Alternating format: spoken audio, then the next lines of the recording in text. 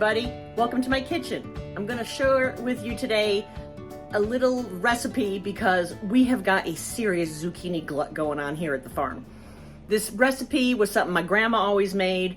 I love zucchini bread. I like zucchini, fried zucchini, and I love it when you make zucchini parmesan, all that kind of stuff. This is a little bit healthier, I think, and it freezes beautifully. So I'm going to show you an old recipe that my grandma used to make for us. I'm half Italian, half Irish, and I was lucky enough to have the Italian mother and the Italian grandmother who lived with us most of the time. So this was one of Grandma's recipes. So I'm going to share it with you, but right now I'm going to flip the thing over so you can see what I call the cauldron. So this is what I call the cauldron. It is, it's my mom's pan. And when Mom died, I know everybody wants all the best of the best, but this pan, my loves, has got great memories for me. Mom made sauce in this for as long as I can remember. So this is the pan I'm going to use today to make this stewed zucchini. So I thought I'd show you a little bit of, this is my 1953 chamber stove. I fell in love with antique stoves years ago, and literally 3 days before I moved to Tennessee, I had found this online up in Maine. So I grabbed my nephew and said, come on, we got to do a road trip.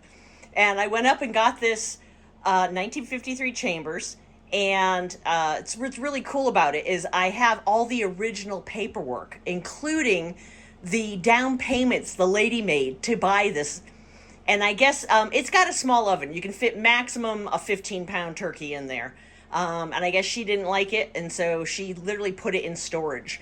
And it was in perfect running condition when I got it in 2013 and brought it down here. Took a little bit for me to get it fixed up, but anyway, there's that, and I'll pan you around. And this is my little 1950s kitchen setup, and that happens to be my grandma's table, and the Italian grandmother, and that picture, that lamp over there is actually from my other grandmother's house, so that's how I ended up with those two pieces. And let me turn you back around here. And so this is what we're going to do. I have, like I said, quite a glut of zucchinis. So what I'm going to do first is I'm going to cut these all up and throw them in a big old bowl, and then I'll get back to you. Okay, I got most of the zucchini cut. As you can see, it's a big honking bowl. I got one left, but I'll cut that in a few minutes here. But now I'm going to cut up the onion, and people are going to say, Kara, is there like, how much do you use of this and that? It all depends on how much zucchini you have. I got a honking bowl of zucchini here, people. It also depends on how much you like onions. I love onions, and these cook down beautifully. You can cut these smaller, you can cut these bigger, however you like. There's no rhyme or reason to this. With Italian cooking, a lot of it, there is no recipe. It's just watching Grandma do her thing, you know. And like they always said, how do you add spices? Well, you just add them until you hear the call of your ancestors. So, like I said, I don't have a recipe for this. This is just what Grandma did, and I was blessed to have two great cooks in the family. And those friends who grew up with me knew that if you came to Carrie's house and you wanted to stay for dinner, there was never a problem with that because God knows we had enough food. We always had enough food. So I'm just going to cut these up. And like I said, they don't have to be pretty because this is a big old honking stew here, people. So let me put these in here. And that is not enough onion, people. That is so not enough onion. We need more. And I add tomatoes to this. Now, I could be adding the tomatoes from my garden, which are just starting to take off right now. But honestly, I'm going to cook these tomatoes, people.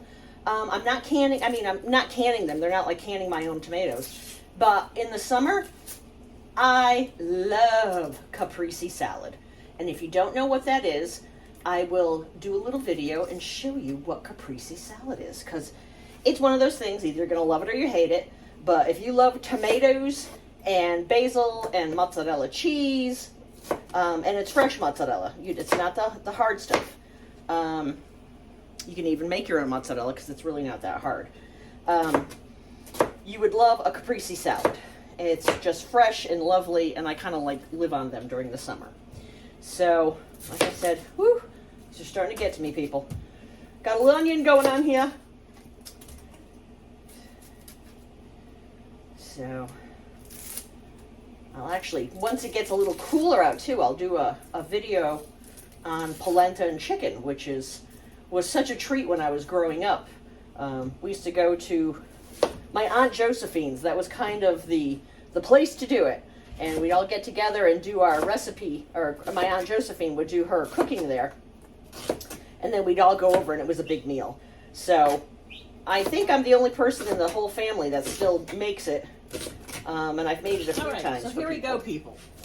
This is my old stove here, so it could have a pilot, but I choose not to because it creates too much heat. So I just do this from start, and I've got a little zapper here.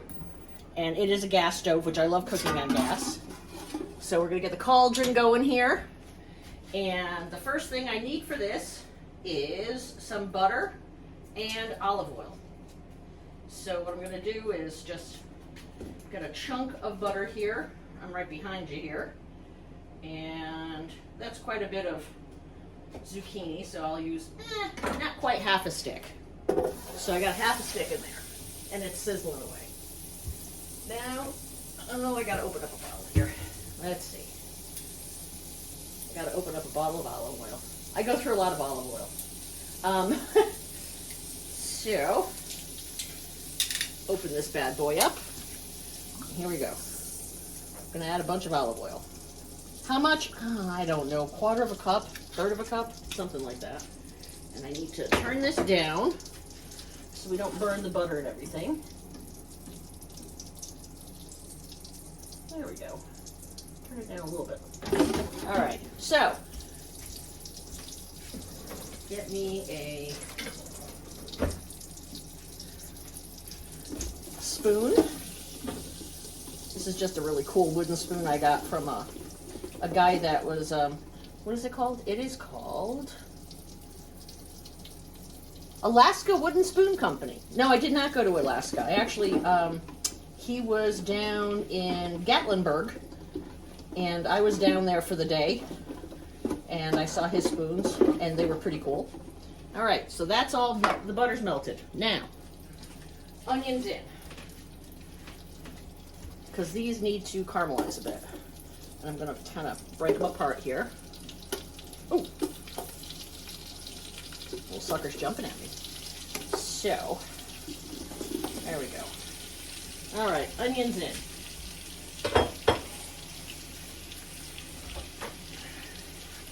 Now these need to brown a bit.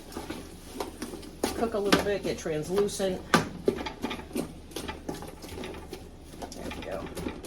Now that I've got those in there, I can turn the heat back up. I was afraid it was going to burn on me. Don't want burnt butter. Okay, I'm going to turn this up just a little bit. I don't want it full crank, but I need to get some of the heat going in there. So these will take a little bit to brown, so I will come back once they are all brown. All right, so in this pot, I now have all the zucchini. And I think I was trying to hit a photo before and it didn't come through. I also have several cans of diced tomatoes in here. You can use tomatoes from your garden if you care to. I also put in a garlic, which I threw through my garlic press, and some salt, and then chicken bouillon.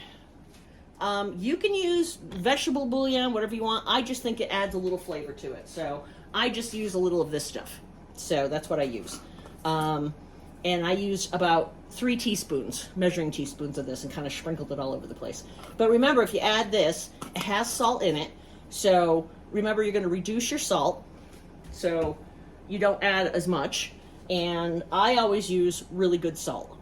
This is Celtic sea salt. So I put a little of that in there.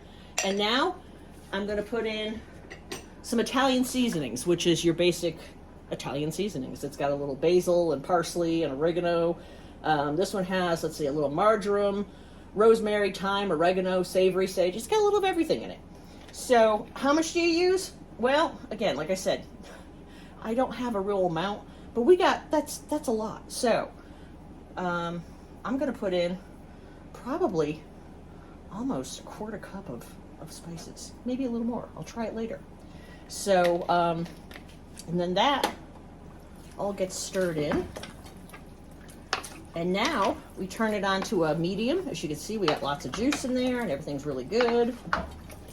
And we got to stir that sucker around and get everything going. There we go. And now, here's the beautiful thing about it, people. That's it. Seriously, that's it. Now you put this sucker on medium and you cover it and let it go for a couple of hours. And then when it goes for a couple hours, I will come back and I'll show you what it looks like. All right, everybody. Now, this has been cooking for about 40 minutes. And as you can see, it's got a lot of juice to it. So I'm going to take the top off now and I'm going to let it cook. And the flavors, and I want it to keep cooking away, and I want some of the steam to go away, and then it'll reduce the juice a little bit and concentrate the flavors. But one of the things I love to do, and you don't have to do this, is I'm going to add just a little bit of white wine to my mix here. Now, you can add, that's just a little bit more. I added a little bit before. You can add it if you want, and you don't have to. I like it because I like the flavor, and as you know, it's going to cook off any of the alcohol, especially after as long as this cooks. The zucchini is nowhere near ready. It's still very, very chewy at this point in time. So I am going to keep my cover off of this for a while, and every now and then you just got to come back and give it a stir. And it's on about medium heat. Nothing pretty much is going to stick to the bottom or anything, so you don't have to really worry about that. There's enough juice in there. So I'm just going to let this cook now for probably another hour, and then I'll come back and show you the final results. Hi guys, right? I'm back. Bye. And yes, I have a different outfit on because while this was cooking and doing its stuff, I went out and I finished doing the pig pond because, the pigs we're not happy with just the rubber liner in there and a bigger pond and everything. So I'm thinking it's got to be the texture of the rubber liner. So I went out and now I have cemented the entire pig pond. So basically, they've got an Olympic-sized pool. Yeah, things are rough here on the farm. But anyway, I let this cook and I thought I'd show you. So I let this cook for about an hour and a half. And as you can see, it's thickened up and really kind of, you can see where the line is. There we go. You can see where the line is, where it's really cooked down quite a bit. And it's gotten quite a bit thicker and quite a bit more tomato-y. So there we go. That is the finished product, my friends. Now, all I'm going to do with this is, number one, it will be dinner tonight. And number two, what I'll do is I'll take all this stuff and I will put it in Ziploc bags and then freeze it. And I'm telling you, there's nothing better come January and February, when there aren't any fresh veggies around. You take this out, you heat it up. Oh, and by the way, the best way this is, you can put it over pasta. I mean, it makes a great sauce. But I love it just a big bowl of this and sprinkle on some Parmesan cheese, people, and you got something pretty dandy. So I love it. I hope you love it too. And there you have it, folks. Now, take care. Bye. I'm just going to grate some Parmesan cheese on this because that's the way I like it. So grate a little Parmesan cheese. There we go. And now we're good to go. And this is delicious now. And like I said, I'm going to put this in the freezer for the winter. And come January and February, I'll take this out and heat it up, and it tastes just as fresh and delicious out of the freezer as it does right now. And it's kind of brings you back to summertime. Enjoy.